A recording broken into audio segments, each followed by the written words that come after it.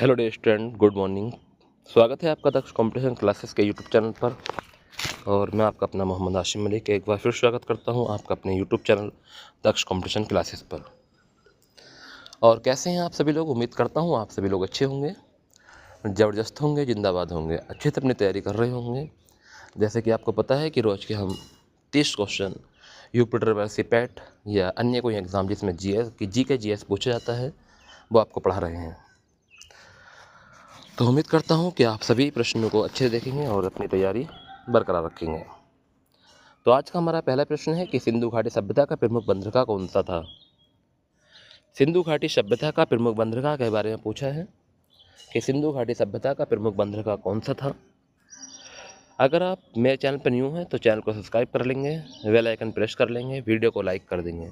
Like से कोई दुश्मनी मत रखा करो, लाइक तो कर दिया करो वीडियो को, क्योंकि देखा करो कि सर ने भी टाइम लगाया है अपना और अच्छे से मेहनत की है, तो इसलिए आपको एक लाइक तो बनता ही है। तो पहला क्वेश्चन है कि सिंधु घाटी सभ्यता का प्रमुख बंदरगाह कौन सा था? तो ऑप्शन है मोहनजोदड़ो, हड़प्पा, लोथल या कालीबंगा। तो क्या होगा इस प्रश्न का सही आंसर? एक बार कमेंट में ज़रूर बताएं कि इस प्रश्न का जो सही आंसर होने वाला है वो क्या होगा। तो बताइए इस प्रश्न का सही आंसर। तो इस प्रश्न का जो सही आंसर होगा वो जगह लोथल था। कौन सा था? लोथल। ऑप्शन नंबर सी इस प्रश्न का सही आंसर है।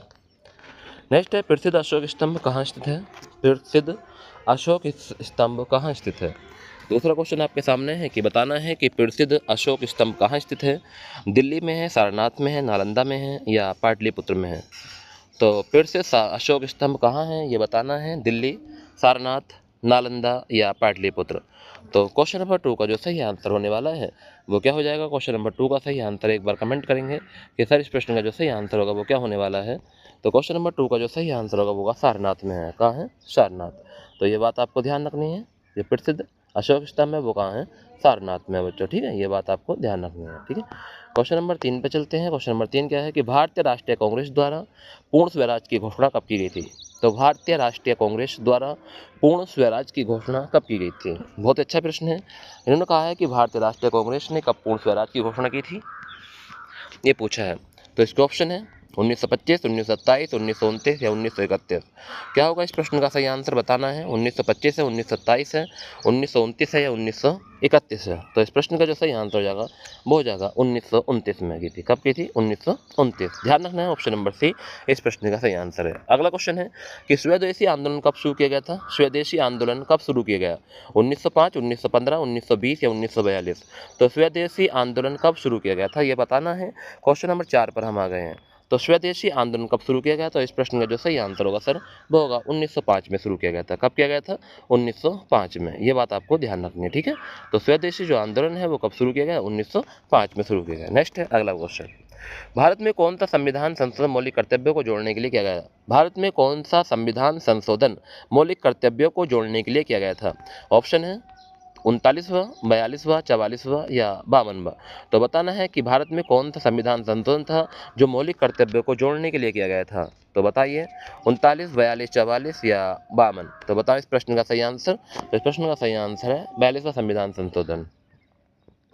एक बार कमेंट में बताएंगे बच्चों कि 42वां संविधान संशोधन हुआ कब था। एक बार कमेंट में बताएंगे अगर आपको पता है तो। नेक्स्ट है संविधान, भारतीय संविधान में कुल कितने अनुच्छेद हैं? 395, 348, 465 या 551। तो बताएंगे भारत संविधान में कुल कितने अनुच्छेद हैं। क्वेश्चन नंबर 6 पर आ गए। क्वेश्चन नंबर 6 का सही आंसर बताएंगे। तो इस प्रश्न का सही आंसर कितना है? 447। पहले कितने थे? 395 मूल संविधान में। ये अनुच्छेद 395 ही अब भी, मगर इनके भाग बढ़ गए हैं, ए बी सी डी ऐसे करके, ठीक है। और 447 होगा। नेक्स्ट अगला क्वेश्चन पर आते हैं। राज्यसभा के सदस्यों का कार्यकाल कितने वर्ष होता है? राज्यसभा के सदस्यों का कार्यकाल लोकसभा के होता है 5 साल और राज्यसभा कितना होता है बच्चों ये पूछा है। तो क्वेश्चन नंबर 7 का सही आंसर हो क्या होगा? 4 वर्ष, 5 वर्ष या 6 वर्ष या 7 वर्ष। तो राज्यसभा के जो सदस्यों का कार्यकाल होता है वो होता है 6 वर्ष। कितना होता है बच्चों? 6 वर्ष होता है। ये बात आपको ध्यान रखनी है, राज्यसभा के सदस्यों का कार्यकाल 6 वर्ष होता है। अगले क्वेश्चन पर है, भारत के पहले मुख्य चुनाव आयुक्त कौन थे? वाह, भारत के पहले मुख्य चुनाव आयुक्त। क्वेश्चन नंबर 8 पर हम आ गए हैं, सुनील अरोड़ा, टी.एस. शेषन, सुकुमार सेन या नवीन चावला। तो भारत के पहले यानी कि मुख्य चुनाव आयुक्त कौन थे? तो इसके बारे में आप सभी लोग जानते हैं कि कौन थे, सुकुमार सेन थे। भारत के पहले मुख्य चुनाव आयुक्त का नाम था सुकुमार सेन। भारत के पहले मुख्य चुनाव आयुक्त सुकुमार सेन थे। ऑप्शन नंबर सी इस प्रश्न का बिल्कुल सही आंसर है। क्वेश्चन नंबर 9 पर आ गए। क्वेश्चन नंबर 9 है कि कौन सा मौलिक अधिकार अनुच्छेद 21 के अंतर्गत आता है? तो बताओ कौन सा मौलिक अधिकार है जो अनुच्छेद 21 के अंतर्गत आता है? अनुच्छेद 21 के अंतर्गत कौन सा मौलिक अधिकार आता है? स्वतंत्रता का अधिकार, शोषण के विरुद्ध अधिकार, जीवन और व्यक्तिगत स्वतंत्रता का अधिकार, या संस्कृति और शैक्षिक अधिकार। तो बताना है क्वेश्चन नंबर 9 का सही आंसर क्या होने वाला है। क्वेश्चन 9 का सही आंसर क्या होगा? 4 ऑप्शन आपके सामने है, 3 ऑप्शन ये है, तो तीसरा ही आंसर है कि जीवन और व्यक्तिगत स्वतंत्रता का अधिकार। ऑप्शन नंबर सी इस प्रश्न का सही आंसर है। नेक्स्ट है क्वेश्चन नंबर 10। भारत की सबसे लंबी झील कौन सी है? भारत की सबसे लंबी झील कौन सी है?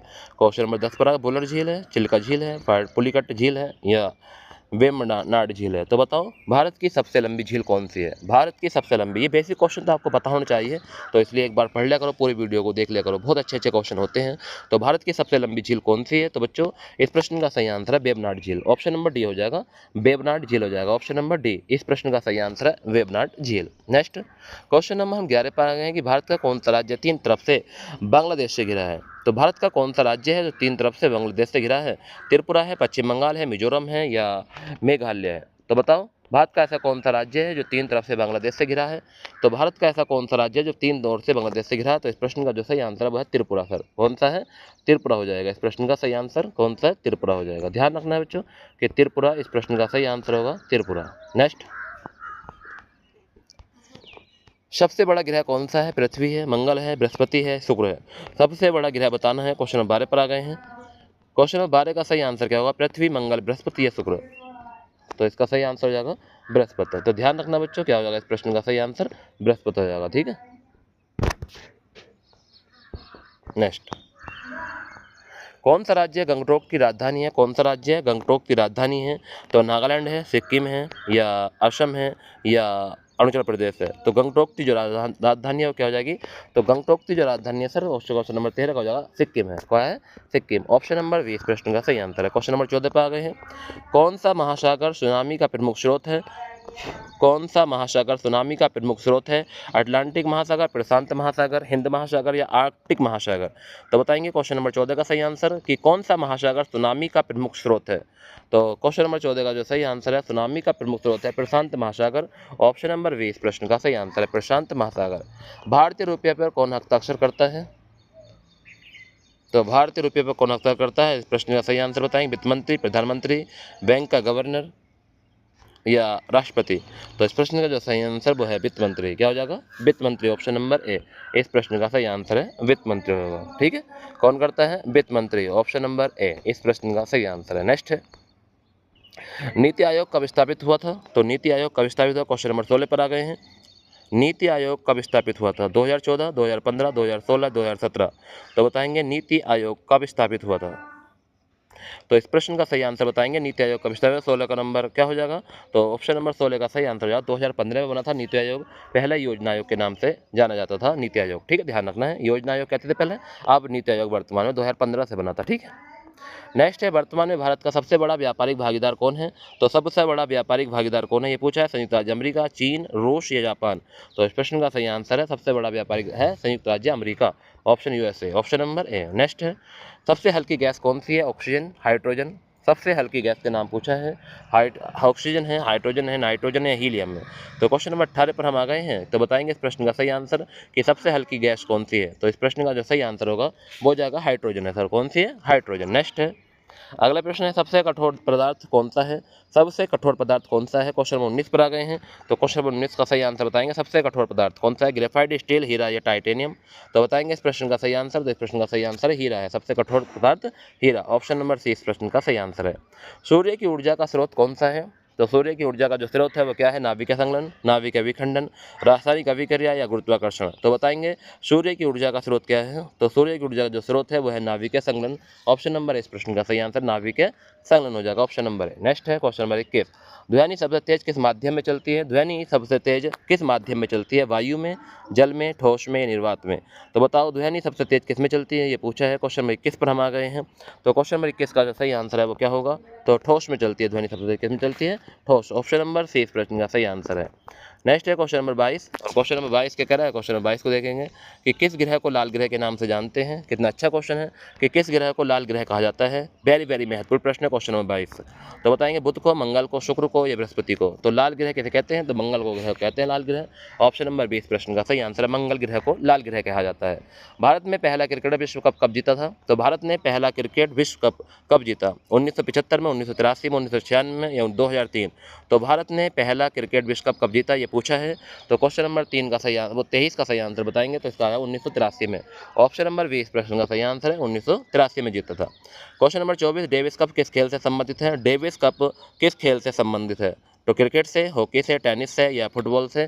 तो इसका सही आंसर होगा टेनिस से संबंधित है डेविस कप। किससे? टेनिस। ऑप्शन नंबर सी इस प्रश्न का सही आंसर है।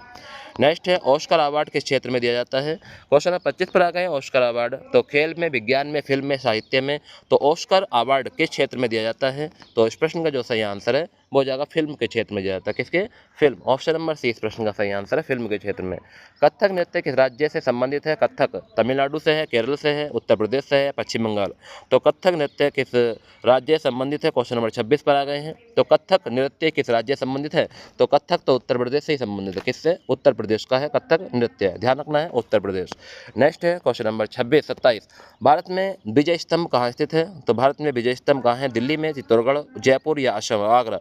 तो भारत में विजय स्तंभ के बारे में तो आप जानते होंगे, कहाँ है विजय स्तंभ, ये तो बेसिक जानकारी है। क्वेश्चन नंबर 27 का सही आंसर एक बार बता दो। तो इस प्रश्न का सही आंसर है चित्तौड़गढ़ में। ऑप्शन नंबर बी प्रश्न का सही आंसर है चित्तौड़गढ़। क्वेश्चन नंबर 28 पे आ गए हैं। रोलैक्ट एक्ट किस वर्ष में लागू किया गया? रोलैक्ट एक्ट किस वर्ष में लागू किया गया? तो क्वेश्चन नंबर 28 पर आ गए हैं। रोलैक्ट एक्ट 1919, 1920, 1935, 1942? तो रोलैक्ट एक्ट को बिना अपील, बिना दलील, बिना अपील का कानून भी कहा जाता है, ठीक है। तो इस प्रश्न का जो सही आंसर है वो हो जाएगा ऑप्शन नंबर 1919।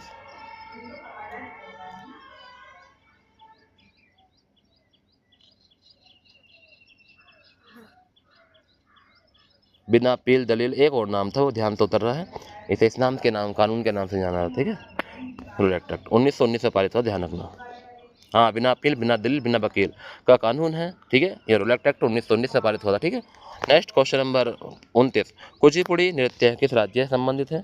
तो कुचिपुड़ी नृत्य किस राज्य से संबंधित? क्वेश्चन 29 पर आ गए हैं। तमिलनाडु से, कर्नाटक से, आंध्र प्रदेश से या उड़ीसा से? तो कुचिपुड़ी नृत्य किस राज्य से संबंधित है, इस प्रश्न के बारे में पूछा है।